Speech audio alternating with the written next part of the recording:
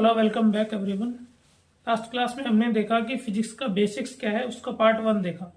इस वीडियो में हम देखने वाले हैं basics of physics part 2। Last वाले वीडियो में हमने देखा था कि जो सिंबल्स यूज होने वाले हैं फिजिक्स में वो क्या क्या सिंबल्स हैं और उनको क्या बोला जाता है। उसके अलावा हमने देखा था कि कोई क्वांटिटी कितनी बड़ी या कितनी छोटी है, इसको शो करने के लिए हम मल्टीपल या सब मल्टीपल यूज करते हैं। आज के वीडियो में हम देखने वाले हैं डिफरेंशियल कैलकुलस या डेरिवेटिव। उससे पहले आपको पता होना चाहिए कि क्वाड्रेंट क्या होता है। क्वाड्रेंट होता है जिसमें हम साइन, कोस, टेन, कोट इन सबको रिप्रेजेंट करते हैं।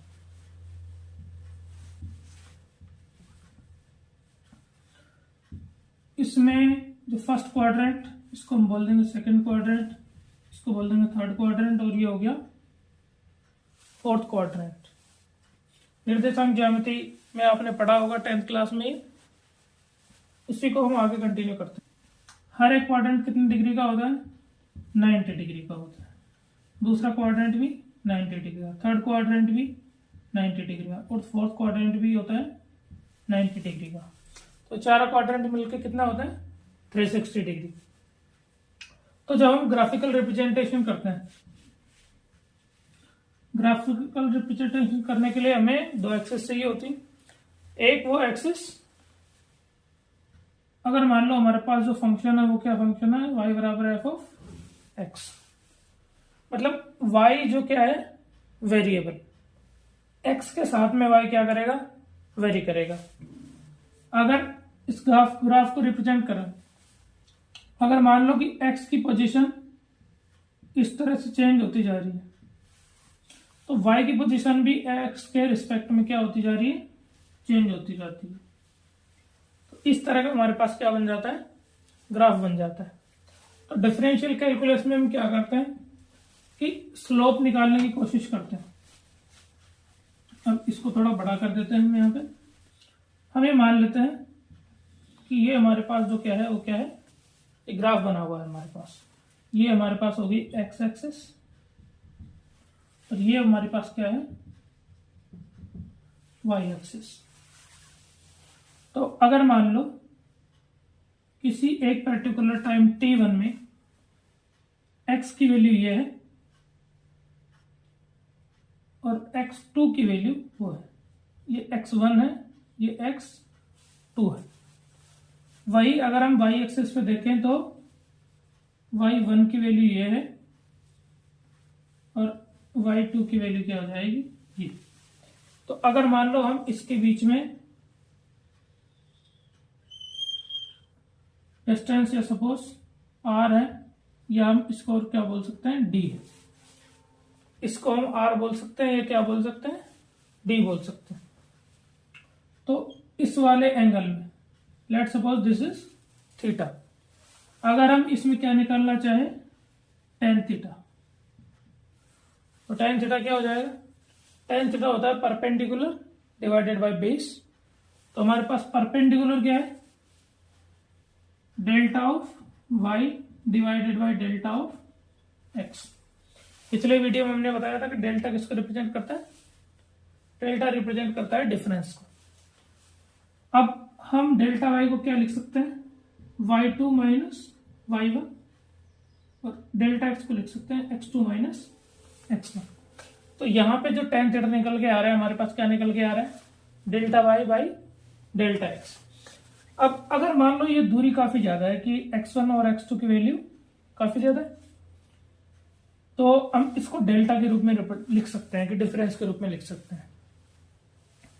लेकिन अगर मान लो ये डिस्टेंस हम लगातार कम करते जाए, पॉइंट 2 पे मान लो हमने x2 की वैल्यू ये ले ली, ये कम छोटा हो गया। अगली बार हमने x2 की वैल्यू ये ले ली, तो इसकी वैल्यू फिर से टेन थीटा की वैल्यू और ज्यादा छोटी हो गई। तो अगर मान लो हम ऐसा कर दें कि डेल्टा एक अप्रोक्सीमेटली 0, एकदम इसके पास में, दो x की वैल्यू हमने एकदम पास में ले ली और y की वैल्यू भी पास में ले ली, तो हम ये कह सकते हैं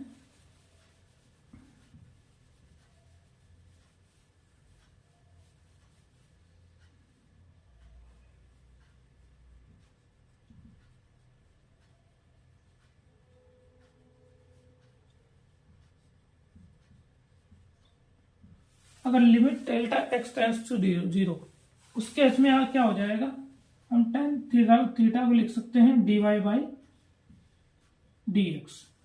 यहाँ पे डी क्या है, डी है डेरिवेटिव। तो डेरिवेटिव किसी का भी निकालने के लिए क्या करते हैं, वाई एक्सिस का एक्स एक्सिस के रिस्पेक्ट में हम क्या निकाल देते हैं, डेरिवेटिव निकालते हैं, d y by d x. अब ये तो रहा कि ग्राफ में हमने दो पोजीशन, एक्स की दो पोजीशन ले ली, वाई की दो पोजीशन ले ली, उनके बीच में हमने डिफरेंस निकाला, डेल्टा के टेन थीटा की वैल्यू निकाली, delta y by del x. Delta y क्या होता है, y2 माइनस y1 और x2 minus x1। Delta x की वैल्यू जो होती है, अगर डेल्टा एक्स को हम एकदम छोटा करते जाएं तो इसकी value dy by d x रह जाती है। ठीक, तो इसी को हम क्या बोलते हैं, डेरिवेटिव बोलते हैं। पहले तो आपको यह पता होना चाहिए कि डेरिवेटिव होता क्या है। अगर आपको एक बार डेरिवेटिव पता चल गया तो उसके बाद में हम सोल्व करते हैं कि डेरिवेटिव्स होते क्या क्या हैं और उनकी क्या क्या वैल्यू होती है। डेरिवेटिव अगर मान लो हमें निकालना है d by d x, derivative का यही लिखेंगे, d by d x of a y, क्योंकि हमारे पास फंक्शन क्या था, y बराबर एफ ऑफ एक्स, ये हमारे पास फंक्शन था। उस फंक्शन में अगर मान लो y की वैल्यू हमारे पास a डॉट वाई है, तो उस पोजीशन में हम डेरिवेटिव कैसे निकालेंगे, d by d x of a y. तो जो कांस्टेंट वैल्यू वो क्या आ जाती है, बाहर आ जाती है, तो d by d x, y अपनी जगह पर आ जाएगा और ए कहाँ आ जाएगा, बाहर आ जाएगा। इसका एग्जाम्पल क्या हो सकता है, इसका एग्जाम्पल होगा हमारे पास कि D by d x of, suppose हम एक फंक्शन ही ले लेते हैं, अगर फंक्शन मान लो y बराबर क्या हो जाएगा 5x, तो यहां पे हम क्या लिख देंगे, 5x लिख देंगे, D by d x of 5x। अब 5 तो अपने आप में बाहर आ जाएगा और dx बाई डी एक्स बच जाएगा, तो इसकी वैल्यू क्या हो जाएगी 5, क्योंकि d by d x of with respect to x to the power 1 is value of 1, इसकी वैल्यू क्या आ जाएगी 1 आ जाएगी। अगर d by D T,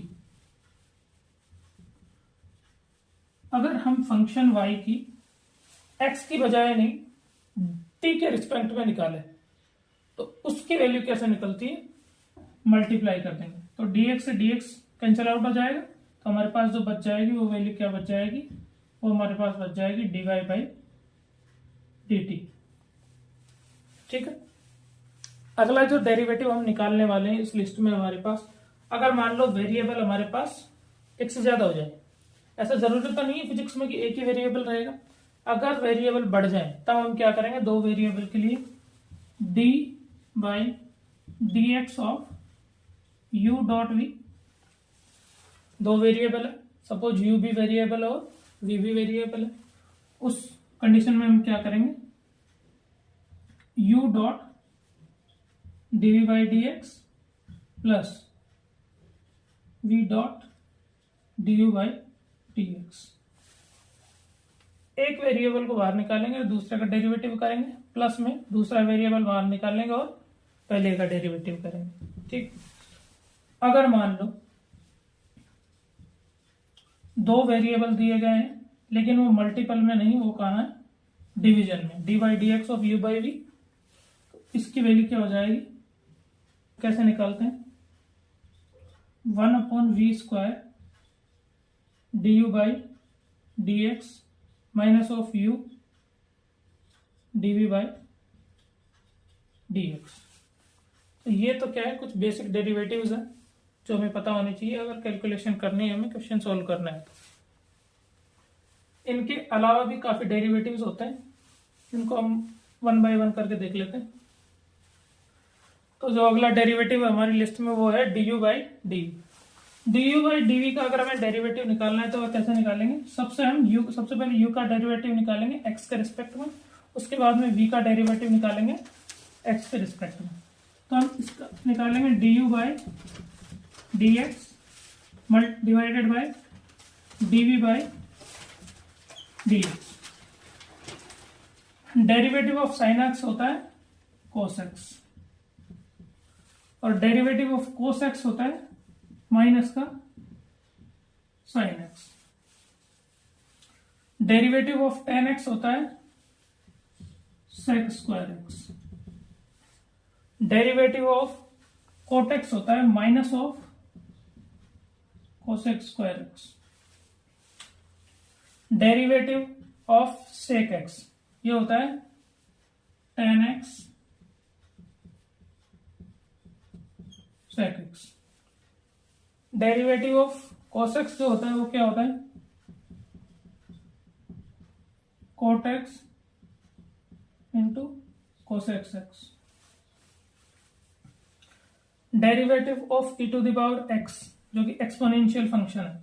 exponential function इसका डेरिवेटिव क्या होता है, इसका डेरिवेटिव सेम ही होता है, इसमें कोई बदलाव नहीं होता। अब derivative of l n x, पहले तो आप एल एन और लॉग में डिफरेंस समझिए कि क्या होता है। एल एन का मतलब होता है log to the base of e, और जब हम लॉग लिखते हैं उसका मतलब होता है log to the base of ten. अगर बेस ई है तो उसको हम एल एन लिख सकते हैं, और अगर बेस 10 है तो हम क्या लिखेंगे, उसको लॉग लिखेंगे। एल एन एक्स का जो डेरिवेटिव होता है वो क्या होता है 1/x। तो ये हमारे पास क्या थे, इंपॉर्टेंस ऑफ डेरिवेटिव्स थे, इनको हमने देखा। अगले वीडियो में हम देखेंगे कि अगर हमें इंटीग्रेशन निकालना है तो वो किस तरह से निकालें। इस वीडियो में इतना ही। चैनल को सब्सक्राइब करें और शेयर करें अपने दोस्तों के साथ। Thank you for watching.